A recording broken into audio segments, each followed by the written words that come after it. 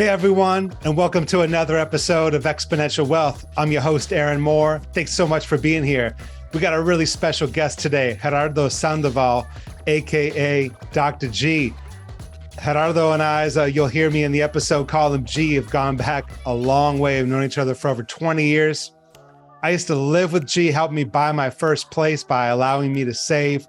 Grew up in East LA, opposite side of the tracks for me, growing up in Hermosa Beach. Dr. G, man, it's been a pleasure. Let's enjoy the show, everyone. Let's dial in. Gerardo Sandoval, Dr. G. It's great to have you on the show. It's fabulous to have you, do your show, and thank you for sure. I appreciate that.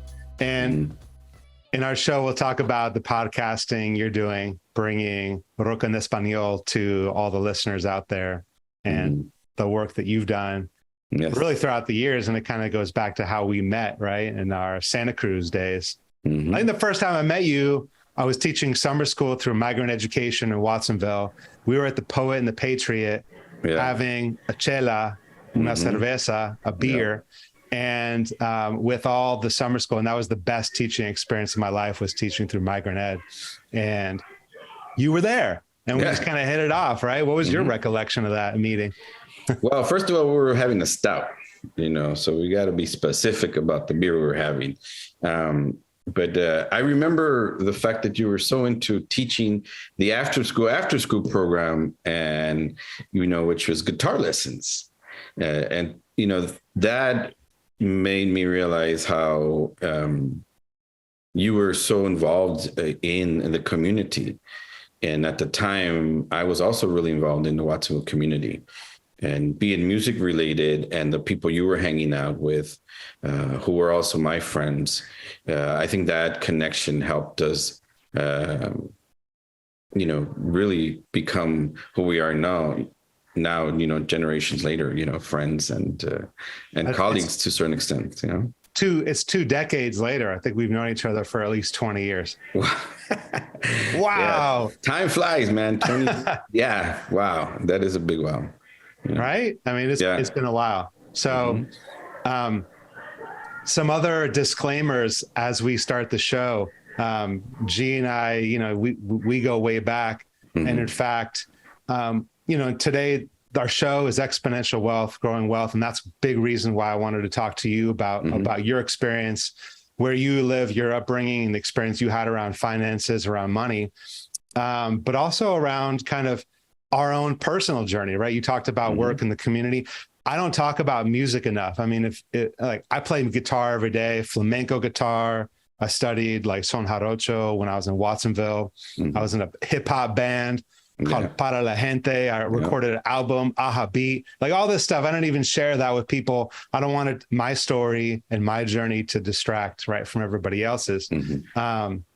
But that's kind of our origin. It's funny, we met in Santa Cruz, but we're both from Los Angeles, very different parts of the city. I grew up in Hermosa Beach, California, right? It's famous now. There's the beautiful picture of the Strand and the pier when you fly in, to LA on the airplanes. They got that. Tell us about where you're from and kind of your upbringing, and we can go from there. Well, I grew up in Boyle Heights, so I'm from East LA, which is part of Boyle Heights. And in our community, we have postcards of murals, instead of the Strand at the beach. That's the kind of neighborhood I lived in. And so a famous muralist actually have painted some nice murals in our community. I grew up in the projects of Boyle Heights in East LA. And so my community was very Latino, some African-American, but the majority of Latino. At one point in the 80s, my neighborhood was considered one of the most dangerous neighborhoods in the nation. Around that time is when there was a big movement of gangs and, that kind of violence. And that was my upbringing, maneuvering life and growing up in a neighborhood in Boyle Heights in the projects. Right. What were some of the first lessons or things that you remember about money, about finance, about wealth that you experienced as a young person growing up there in East LA? Hustle. You have to hustle. I think it's still something really important in many, I would say minority communities, the hustle. One way or another, folk either have a job or they hustle. And in our case, our hustle was my dad at the time would sell mariscos at the park. Eventually, I believe that eventually he had one of the first specialized food trucks where we only sold mariscos, and it was called Marisco Lima. And that was in the 80s, and he modified it and made it a seafood truck, a mariscos truck. And so it's the hustle. That's what I recall of survival, of being able to pay your bills, being able to, feed your children. And so that hustle is something that I think it's very common in communities like mine. Right. So you're saying that Gary Vee didn't invent the hustle? No. You know what? I think the hustle has been around for a bit, back in the days when they used to barter, that was hustling. So I think it's been around and it's still around. But yeah, I think it was invented by our folk back in the day. There's a lot of talk about abundance, the abundance mentality up here in the Bay Area. It's all about, exponential. That's why I named this podcast Exponential. I thought it would speak to people that live here in the Bay Area and the clients that I work with, right? Yeah. How do you feed 1 billion people? Well, you can't use the thinking and the modalities of the past. You have to kind of rewire your brain. Mm-hmm. Would you say that part of that hustle was the scarce, and then the opposite of the abundance growth mindset is the scarcity mindset, right? Mm-hmm. So how did that scarcity mindset, you think, impact the community as you were growing up, and even in your own life and your own identity and wealth? Well, you live day by day, and in my community, our folk, and it brings me, some recollection and memory of like these other folk who are also doing their hustle, and growing up and how to sustain ourselves. Abundance wasn't a thing back then. Right now, as we speak, all these major superstores, have an excess of stuff that they're trying to get rid of. But back then, things were limited. We didn't have access. As a matter of fact, back in the 80s, that's when that whole gasoline scare happened. And there wasn't even enough gasoline for people to get to work. So it was very scarce. And same thing with jobs. Jobs were very limited. Corporations weren't as big as they are now. Obviously, the internet wasn't around. So I go back to that hustle. I remember, again, it brings back memories of, one of our neighbors. His side hustle was picking up cardboard at night. And then on a certain day, he would go and sell the cardboard to the recycling facility. And that was his side hustle. So back then we didn't have bottled water, and so that's it was very scarce, very different. Money moved around very different back then. Right. It seems, I don't have the experience of living in that community now, but it certainly seems that I follow people on Instagram there in East LA, fashion folks. Now with the, that's the whole abundance thing, right? Is that now hustle is a YouTube channel, a fashion channel. Hopefully we'll talk about beer a little bit more today, G. Sure. Breweries, cervecerias, right? The local breweries popping up in East LA and those different hustles. People online visiting East LA to go to the taquerias and getting the food that they won't get in West LA, and certainly won't get it up here, right? Even though, hey, if you're listening and you got a spot in the peninsula or San Francisco that you want to shout out, we want to hear from you. All right, we're going to go and we'll do our next podcast there. Yes. So, I appreciate you sharing that a little bit about your background and opening up. I wish I could have tried some of your dad's mariscos. That would have been a fun experience, I think Echo Park and that whole area of East LA looks different, feels different than it did as you were growing up there. Mm-hmm. So fast forward to today. G, tell us a little bit about what you're doing now, your family, if you want to. I have some questions I want to ask you about, kind of how money is working in your life now and how you've had a shift, right? Because that's a big part of why I wanted to have you on. There's been a shift in your thinking and your mentality when it comes to success, building wealth, building opportunities for those others in the community. Where are you at now? Give us a breakdown. So currently I'm a partner in a company. I established my own production company, and it's media related and service related in the health field. And our goal is to link the healthcare industry with the Latino community. On top of that, we produce a podcast. And in that podcast, we talk about stories within the health field that are very Latino or minority related, and experiences about what's going on in the health field. Our purpose is to, again, inform our communities, and in particular the Latino community, about healthcare. It's a system that's a monster. It's huge. And in order for us to navigate it, we need to be better informed, and that's one of our purposes. Right.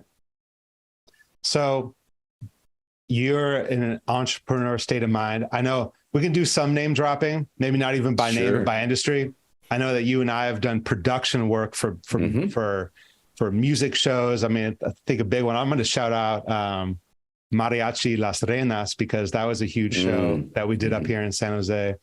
Also Motley, all these different shows that we've helped put on. It's been to see me, right? To see you and Sage Productions, right? And those kind of crews doing that work has been really inspiring. And I know you guys just had a big show at the Quarry up at UC Santa Cruz last week. So you got this podcast, you have all this production thing going. Seems like that hustler spirit is in you to create these new opportunities, right? Talk to me.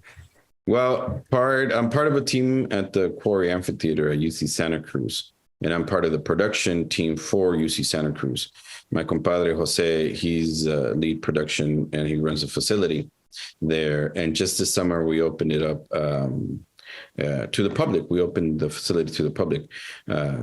Prior to that, the university invested a good amount of money in rebuilding the facility, and now it's open to the public. We had a couple of very successful shows recently, and so that could potentially be my side hustle, because I only go work at that facility during what will be now production periods, and so it's very seasonal because it's an outdoor venue.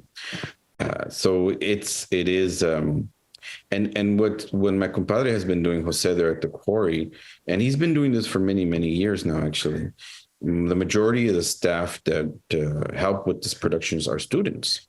And so we give students the opportunity to learn how to produce a concert. And we're talking about a massive concert. We're talking a concert with, recently we had a 2-day show with Sound Tribe Sector 9, which, it's a pretty big band. Prior to that, we had Alice, we had Carla Morrison, and sold out show. It's a big artist who are coming through. So it's a big time production. Takes 2 days to build. I mean, it's a big deal. But the purpose and our intention is what Jose calls the Quarry Academy. And so we're not only doing what we do, but we're also helping bring in other folk into this industry. There's actually a lack of folk in the music industry. So the people in the background, the production background, especially for live events, there's a shortage in folk. So me at my age, which is a very folks, can I just spell that? You mean FOLX, right? Latinos. Everything. Or just everything, literally. Yeah. I mean, there is a shortage in diversity in general. In workers. So just literally finding people to work. Finding people to work, regardless of their ethnic, whatever background. Exactly. There's just a lack of folk in the field. Anyhow, so not only which is something we've always done. And that's one of the things I admired from you from the beginning. You were doing the after school program, but your purpose was to teach folk in the community music and giving them that outlet. And I think that's something that we do. You know, we talk about our portfolio and finances, and we've been doing this since we lived together having coffee, right? But music was always there for us. And I think that's how we give back. And we bring in these folks so that they can learn how to produce shows. They know what it is to hustle and to do something other than whatever career path they're taking. And interesting enough, a lot of these kids, young college folk, they're all in the sciences. So they're like biochemists and like, you know, physics majors and, you know, and so it's like, wow, really? And so, but anyhow, that's part of the purpose is to train the new generation. Right. I mean, you keep outing me, man. I haven't talked to anybody about these. I mean, my first job right out of undergraduate, I was, you know, a substitute teacher. Mm-hmm. I mean, I advertise. People do know that I have a master's in education, and I was a classroom teacher. I was an administrator. Yeah. Used to run an after-school program. But yeah, before that, I would be teaching guitar and dance and singing to young kids, right, to get them confident in themselves, right, so they can go out and be successful. I was teaching the mantra of success and abundance and exponential wealth before I got into this career. And you mentioned so I'm a homeowner. G, you were a homeowner before me, and you allowed me to live with you while I was working. These are my single days, both of our single days. Yeah. We'd wake up, have great coffee in the morning. I'm a coffee drinker. I got my really nice coffee in the morning, still do. Mm-hmm. And we talk about business, we talk about our life, and we talk about the great things we were going to do. And so those were all kind of prequels, if you will, to our later acts in life. And I think that I think this is the beginning of it, really. I still feel like we're still just chipping away at the work that we have to do. Mm-hmm. I posted online that it was, you know, my 6th year anniversary. Some old teacher friends said, Aaron, you'll always be a teacher at your heart. And I want to work with teachers. I want to work with people who can't afford to pay for a financial plan. They're the hardest clients to get, because it's like, I don't have money, or I don't trust the system, or there's this thing that's preventing people from stepping forward. I mean, you know, so if I didn't reach out to certain friends and clients to work with, they may have never have gotten started with financial planning, right? Or investing or saving for the future, or starting to think about the things. So I joined this career so that I could become a master of wealth, of how people build and retain wealth, then pass that wealth to the next generation. Gee, what's the hurdle? What do you think is a major hurdle that's stopping people from reaching out and working with a financial advisor? Interesting you say that, because I keep thinking health, right, and finance. Those are two big key indicators of where people are at in their lives. If they're healthy, and then if they're financially healthy, whether or not. Access to good health means that they probably have access to some kind of good finance. And I speak to that because of what I'm doing currently with Healthcare Untold, my company, right? And so if you don't have access to good health, you're not going to have access to good finance, right? Most of the time. Those are indicators, right? So back to your question. I think one of the reasons why many aren't taking that next step is trust. Within the health field, the same thing happens. There is a lack of trust for folk approaching or wanting to get healthy, get their checkups or whatnot. So there's a trust factor. I think it happens. The same thing happens within the financial industry and the financial systems. It's that you know, that we're a little scared. We have that fear of the unknown.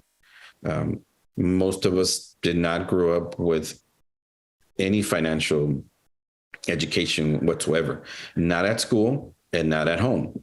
Same thing with the health. We're scared. We don't have health care. We don't have health insurance. So we don't access that. The same thing I think happens with finance. I remember when my family first opened a checking account at Bank of America, and how that was like instrumental in our future, having access to the banking system via a checking account, right? And back in those days, I remember my parents would have to go to the bank, get in line to deposit their check, and so it was so different and times, but they're beautiful times, because I remember us as kids, running around the bank waiting for my parents, because in the hood, with all due respect, there was probably just one bank in the whole neighborhood. So it was always really busy. So I think it's trust, I think it's access, and I think it's education. And it stems from home, and I think it also stems from your surroundings. There's some companies that are really good about educating their employees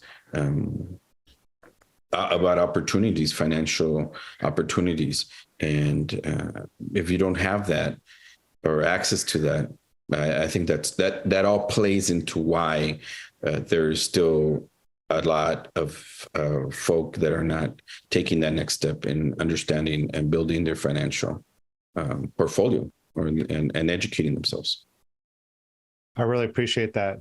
Yeah, trust is the number one thing. I mean, whether you have money or you don't, I think that's one of the main things people gauge when they first have a initial conversation with me and my team is, who is Aaron? I mean, I've met so many new clients this year only on Zoom. They're out of state. I mean, I'm here in the Bay Area, but I have clients in Oregon and Washington and Florida, Arizona, Colorado, right? So how do you build that trust? So, I think we're not going to solve it today, but I'd like to pose a challenge for us in that how can we, and your podcast, Healthcare Untold, bringing health and awareness about health. I mean, the whole thing about nutrition, exercise, we're not even going to go, that could open up this whole thing, right? Right. Same thing with money, right? And it's all this holistic 360 degree. Hey, let's get our, proverbial shit together, right? I hope that last thing makes it in this podcast, because so let's stay committed to finding solutions together. I mean, there's other people doing this, and I was going to say, there's one bank in the hood, right? Yeah. There's financial institutions that are there as well, and for the most part, they're the most salesy, the most predatory. Right. These are and I don't mean to disparage other people in my industry, and I'm certainly not going to name any names, but if you're a company, right, insurance or a product focused company, it's going to be a very different experience that you, the client, receive than working with a advocacy, advice, agnostic, product agnostic, type of firm. Type of advisor like myself and the folks here at my office, right? Because we don't represent one thing or another. We're looking at this whole picture and bringing it together. And then the other thing, how else do you reach the hood? All the social media sites. Yeah. And if you're on a social media site talking about financial advice, I guarantee you do not have the licenses that I have to actually deliver financial advice, right? The Series 7, the Series 66, certainly not, you're not a certified financial planner, which I'm working towards, not currently, but everybody else in my office here is, right? And that's exactly who people that need the advice the most need to be working with. So let that be a challenge for us going forward. How can we reach more people and help more people in our communities, given the platforms that we have, given the experiences that we have, and given the opportunity that we have to deliver that to them. Yeah. So, how about this? Yes. We're running out of time, but we can certainly, run another session anytime, because it's all we got, a million things to talk about. Like we said at the top of the hour, we've known each other for 20 years. So, and we've seen this incredible growth. And actually, that's the best way to build trust with people is through time, right? And my clients that have worked with me, this is my 6th official year. Clients that have worked with me for the past 5.5 years know me the best, right? And they have the most trust. So that's certainly a hurdle to get over that builds through time. And the advice that we deliver builds through time. And guess what else builds through time? Your assets, the money that you invest, the compounding interest that you invest, all these things build through time. When's the best time to get started? Now. So, G, what is important to you about money? It's security. I think it's important to me, and I think that's one of the message we should portray. It's money security, and it's important to me so that as a parent, we can then provide, and that security is also helps with the mindset of one. And insecurities aren't good for growth at any level. And so I think that's what's important, securities and futures. Okay. So that idea about money and security, where does it come from? Like, for example, who is your role model? Who do you look up to in terms of making great financial decisions or my being parents. wealthy? Yeah, my parents. And then, I mean, as a child, you always you want stuff, right? As a child, eventually you want stuff. And I think that's how you don't want stuff, G. You have to have it right now. That, I mean, that's part of you want stuff, you have to have it. So how do you get there? And so that desire to have comfort, that desire to have a future for your family, I think that's where it all stems from. And that's, I think, what, again, that message of how to build securities for you and your family and your futures. So earlier you said we can go down a rabbit hole in many ways with some of these analogies and some of these experiences and how to get there. And I think that's also where we need to focus on trying to convey this message. But for me personally, again, I think for me, it was that desire to create futures for my family. That's awesome. So, G, that's great that you mentioned your parents. I think not enough people say their hero or their parents, right? So to hear you say that's great. So let me ask you this. What's one of the best financial decisions that you've ever made? Property. One of the properties, those are the best. Properties, elaborate. Properties, yeah. Well, in my experience in purchasing a property, I've always gained. I've purchased properties, I've sold properties, but I've always gained. So at any point, real estate's really different right now, especially in these last 10 years. But nevertheless, there is a sense of there's always been growth in properties, and so those are securities.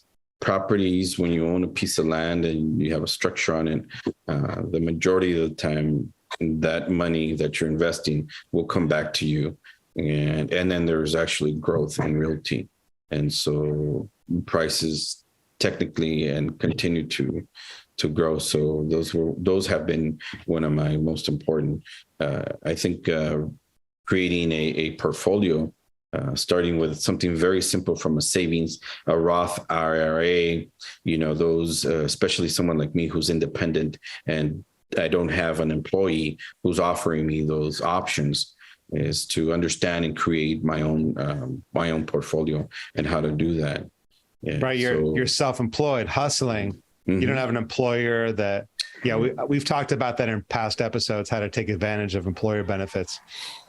Self-employed. that's another one, right? So there's ways to design. You mentioned the Roth IRA. Good for you for doing the Roth. Great on you for, being able to purchase properties, right? And that was the thing. When I lived in your condo, that allowed me to save to buy my place on the other side of the slough, right there in Watsonville. And then guess what? I made money when I sold that to move up here to the Bay Area. And then my wife and I, we bought a place, and that's grown in money, so it's definitely a good story.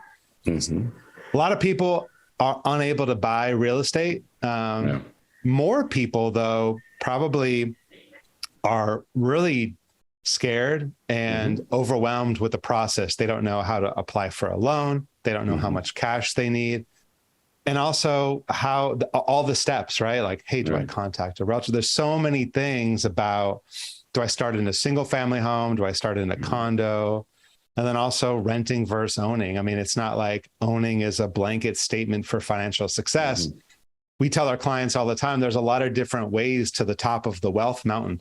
There's successful advisors in my office that are waiting to see what happens with interest rates. They are renting twice the amount of home that I live in, right? And they have this beautiful home. They even have a backyard. They're renting. They don't own it, because if you were to buy a home like that here in the Bay Area, that's $2.5 to $4 million. So, and just for listeners, because we just did this calculation, if you want to live in a house like that, that's going to be at least $20,000 of monthly payment between mortgage, taxes, and insurance. $20,000 alone just going to housing, right? So if you want to feel poor or be earning, upwards of $400,000, $500,000, just live here in the Bay Area. Seems ridiculous, right, G? I mean, I hope people are scratching their heads listening to this. You could be making $400,000 or more individually or as a family and still feel like you're barely getting by living in the Bay Area. So being smart about this stuff is really important. And asking for help, getting to learning to open yourself up, right? To learning about these things, taking a leap of faith and having trust in the advisors that you work with, right? So cool. So we're almost out of time. I don't know how to end this, G, because it's never ending. I have an idea. I think one of an analogy I was proposing is for those who might not understand what a portfolio is. And so the way I think about it is a peachy folder. So when I was in, like, say, middle school, we had peachy folders, and in the folder, we keep our homework. So we have, 6 different classes. We have, and so that's a portfolio. So you keep, each class is like one of your investments or areas, and based on the grade that you and the hustle, for that particular class, it's the grade that you're going to get. And so in that portfolio, in that PT folder, you have all your grades for all your classes. So that I think that could be a good analogy of how to think about your financial portfolio. Each class, how you perform possibly, or how, the teacher performs. Anyhow, there's a bunch of factors, but I think that's one of the things we should encourage is understanding of what a financial portfolio is. And my analogy is, to me, it kind of reminds me of a peachy folder when I was in school. I got a new name for the firm, Peachy Financial. Yeah, why not? You can use that old, that yellow folder and stuff. So yeah, nice. What are the folders? Your cash. Let's just give some listeners just some free advice. What are the different classes? It's cash in the bank. That's period 1, right? Period 2 is, are you saving for retirement, right? Period 3 is, do you want to buy a house or a short-term goal? So do you have a brokerage account where you're investing that's not tied to retirement? That's period 3. And then period 4, do you have children, right? So then that's, are you saving for college, right? That's the 529 or the college savings folder. So you can see the binder is getting thick here with the different classes. So to be continued, G. It's been a pleasure chatting with you today. Thanks so much for being on. And we are definitely going to talk soon. See you then. All right. See you then, G. Take care. Bye. Thanks, everyone, for listening today. This has been another episode of Exponential Wealth with your host, Aaron Moore. I want to let you know that I am a registered representative with and securities advisor services offered through LPL Financial, a registered investment advisory, member FINRA SIPC. Our guest on today's show, Gerardo Sandoval, and his company that we mentioned have no affiliation with SGC Financial, LPL Financial, nor Sagecrest Financial. The opinions voiced in this show are for general information only and not intended to provide specific advice or recommendations for any individual. The information is not intended to be a substitute for individualized financial, tax, or legal advice. Please consult your financial, tax, or legal advisor regarding your specific situation. And of course, if you want to learn more and connect with me, happy to meet. Please reach out and we will see you on the next episode. Take care, everybody.